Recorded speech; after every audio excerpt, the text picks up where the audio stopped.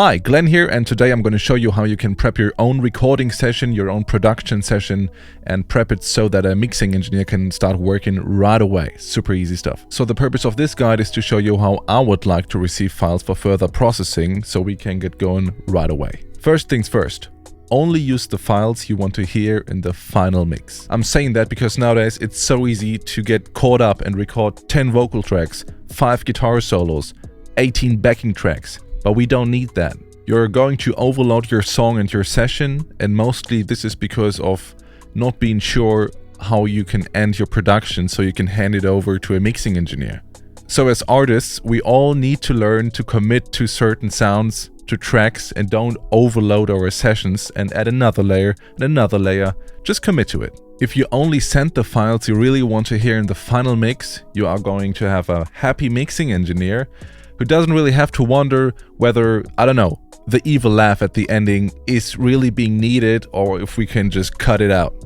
So this makes my life easier too, and you are going to have a nice sounding finished project. Let me just show you what I mean real quick. So this is a cool session by my friends Kasimir Jackson. It's a trio from Cologne. They make pretty cool music, I like them. And we worked on one of the tracks called Drip Drip. This is a pretty nice and neat session, right? Because we only have tracks we really want to hear in the final mix. And what I'm trying to show you is the yellow tracks you see. Those are the vocal tracks, right? And they have a main vocal, you can see that here. And they have some backing vocals, some add vocals. But it's not overloaded, right? It still sounds huge and big. It's an older project though. But as you can see in the chorus, we just have 2 tracks going on. And that's enough for this chorus. Let's have a listen.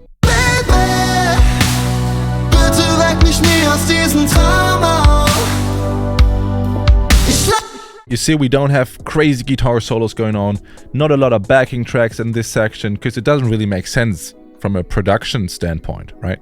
So this is what I mean with choosing the tracks you really want. So your second step is cleaning up your tracks. Now you have listened through all your audio tracks and you deleted what you don't need, right? Now you want to clean them up. The audio tracks that are left over and the ones you want to hear in the final mix, they now need to be cut. Maybe you want to remove some unwanted breaths, some, I don't know, rumble noise. You just want to cut the tracks, right? And this makes the raw track sound more professional and tidier. And this also means the final product is gonna sound even better. However, if you hired me to do your editing, no worries, you can just skip the second step. For everyone who wants to save a couple of bucks, this is how it could look like. You see how all the tracks are cut and we only see the clips where there's actually sound going on. It's super easy to look at, it's super tidy, it's easy to organize, right? So let's say you just recorded your vocals or your guitar, whatever instrument you was playing, and you want to cut the very beginning of a track. You just mark it, press X, same with the ending and in between. I recommend using the slip mode for that. If there's like unwanted noise in between your vocals, like breaths or background air condition, you can just cut them as well. Just make sure everything still sounds good. So you want to listen back to it after you edit it. Also, quick tip for you, you can press Command U, which brings up strip silence. Then highlight your track, adjust the threshold as you can see, and then just say strip. Boom, it's all gone. Sometimes you want to still go in and readjust, but it helps you save a lot of time and cutting away those breaths we don't want, all right? And now you can see we only see the material we want to hear and use later in the mix, and then you just want to mark it, hit Command F, adjust fades. You don't have to do anything with that. Say OK, and boom, we have fades adjusted to every track. Easy peasy. Okay, step number 3. Now you organized all your tracks. You cut stuff out we don't need. You deleted the tracks we don't want to hear at all. And now it's time to work on timing and pitch correction. This is crucial for a modern, competitive sounding record. If the timing is not right, if you can't hit the pitch, we got to fix it. Otherwise, it sounds immature. I'm sorry. So let's focus on these 3 vocal tracks right here. The first one, the upper one, is the main vocal, and then we typically have 2 backing vocals, left and right, okay? And right away I can see, oh man, they are not really aligned. Some start a bit earlier, and that's not good at all, because this is our main vocal, and if the backing vocals start too early, they're gonna jump out of the speaker and annoy or distract the listener. So what you can do is you can highlight the backing vocals, hit B, so you cut them left and right, and then adjust the timing slightly, and then you can just eyeball it, right? If it looks good, listen back to all of those 3 vocals, just hit solo on them and listen back.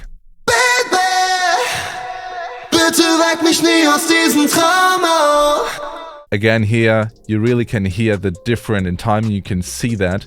So you want to time adjust it. There's tools for that like Vocal Align Pro 5. I love using this tool.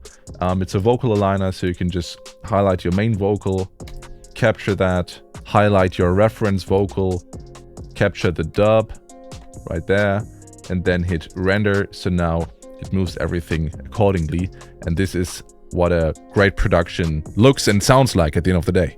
If you want to do that manually, you want to highlight the track you want to work on, go to monophonic, which is a algorithm for timing, then say I want to warp that material, zoom in, and then you can warp the audio accordingly. For this, you gotta be sure to know what you're doing when it comes to audio warping, because it can introduce a lot of artifacts, and we really don't need that in your audio production. Talk to me and I can do the editing for you. Okay, the next step, number 4, is called signal processing. So when you're producing your own tracks, you may even want to add some EQ, some compression, so it sounds better when you're working on your music, right? I get that. But I recommend you turn off the whole signal chain unless it's crucial for the sound you want to achieve. So if you played around with EQ and compression, but you're not really sure what to do with it, how it works, you better turn it off and then send it to me so I can work on the raw audio file. So we have the synthesizer pad going on.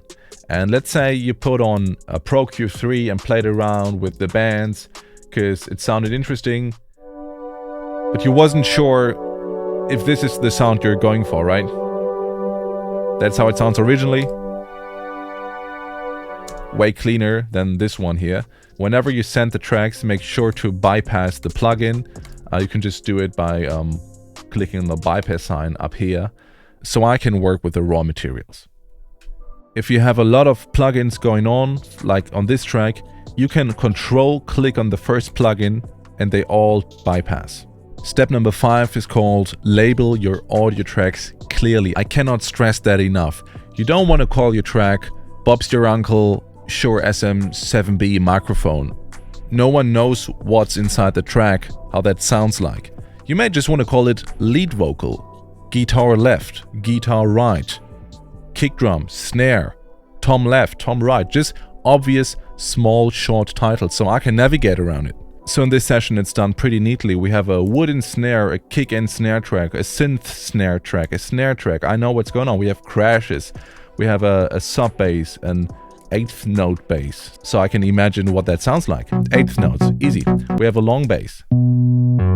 Oh yeah, that's a long bass, cool. We have a low pad. Okay, we have a high pad. Easy, easy. It's so easy to navigate and find stuff accordingly. We have the main vocal right here. Drip, drip.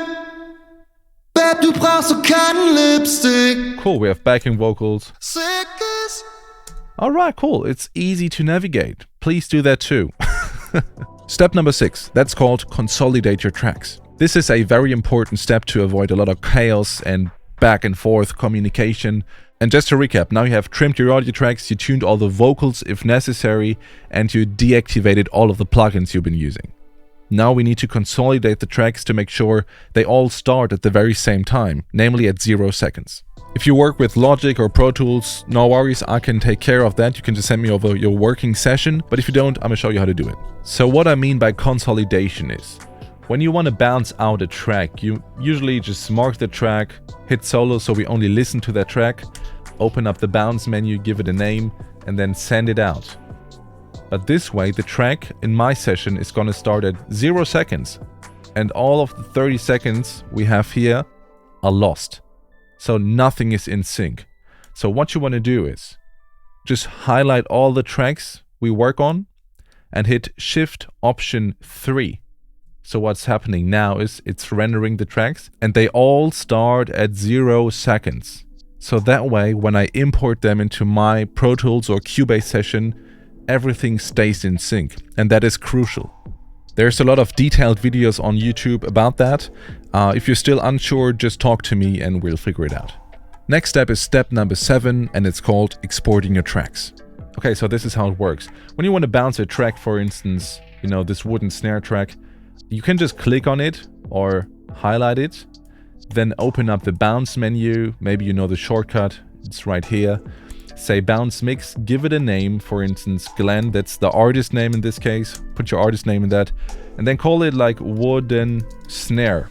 That's what the track is all about. It's a wooden snare, so give it an obvious name, and I know what to do with it. Say interleaved, 24-bit, 44.1. You want to do offline processing, otherwise it takes forever to bounce the track, and then hit OK, bounce the track. And then you want to do this for every track, because Pro Tools is super slow and you can't export all of the tracks at once. That's why I switched to Cubase. So you want to highlight the next track, hit solo, open up the bounce menu, give it a new name, and then hit bounce. So when you bounced out all of the tracks, you want to open up your bounced folder menu. Alright, Pro Tools automatically creates that, and in the bounced files menu, you're going to see all of your exports. Now it's important for me that you give it a proper name too. I would really like to know what the BPM is. For instance, it's 94 BPM, alright? So I know what the session's tempo should be. If you can, try to find out the key. For instance, F major. So when I'm going to tune your vocals or whatever, I know what the key is. Maybe even put in, your artist name and the track's name, like Drip Drip. So I know this is the folder for Glenn, Drip Drip, and it's in 94 BPM and in F major. Easy. If you don't want to bounce out all of the individual tracks, I get it. You can just send me the whole session. Also, that's the reason why I'm switching to Cubase, because Pro Tools is really slow. And now I'm going to show you how to prep a session to send it over to me, and everything is still going to work. And this right now might be the most important part of the whole video, so please take notes. Okay, so now you recorded your whole track, you deleted the tracks you don't need, cut everything, you edited it, you tuned your vocals even, you deleted the plugins or turned them off at least. Now you want to send the session over to me. The very first thing you want to do is you want to get rid of all the unused audio files.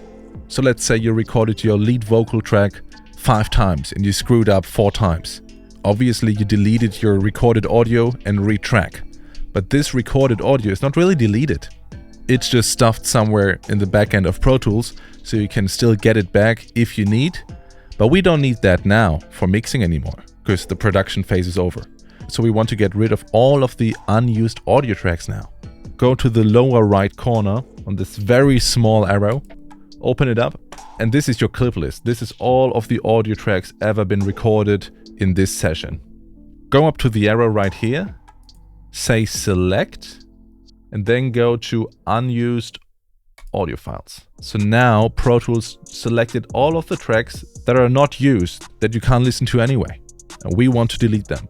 So go back up to the arrow again, hit clear, and then say move to trash. There's a shortcut for that, obviously, because I don't want to click around all day.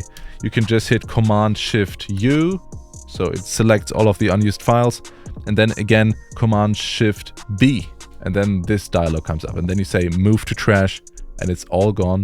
The session is not even that big anymore, so it's not like 4 gigabytes, it's not even 1 now. So when you have done that, you want to go up to File and save a copy in. And now you are going to save this whole session in a very new and fresh folder, so everything is fine and it's gonna work. So I don't have to find missing audio files, get back to you, you have to search for them. We don't want to do this, we don't have time for that. So check that your sample rate is correctly set to 44.1, say 24-bit if you recorded so, say interleaved, and now you want to copy all of the audio files, right, to the new folder. Then say OK. Now you can choose where to put them. I'm gonna just put them on my desktop.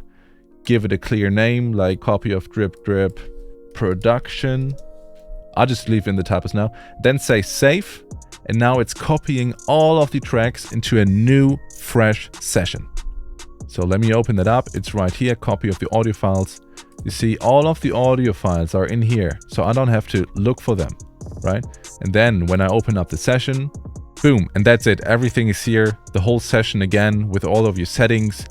but it's cleaned up and everything is sorted. I can find all of the audio tracks and don't have to search for them. And now lastly, what you want to do is to compress your whole folder so you can send it over to me and it doesn't take forever. This is how it goes. So this is the folder we just created. Do a right click, say compress folder, takes a couple of seconds and boom, you're done. It may be a lot of information, but I mapped it all out onto a PDF so you can download that and read all about it again. But this is how you prepare a session for a mixing engineer. Make sure to label stuff, to cut the stuff we don't need in the session, to delete the unwanted tracks and clips, and then save it with proper naming. And we're all good then. Alright, that's it. Thank you so much for watching this video. If you have questions, just contact me. You got all my contact info. And I'm happy to work on your music soon. Bye-bye.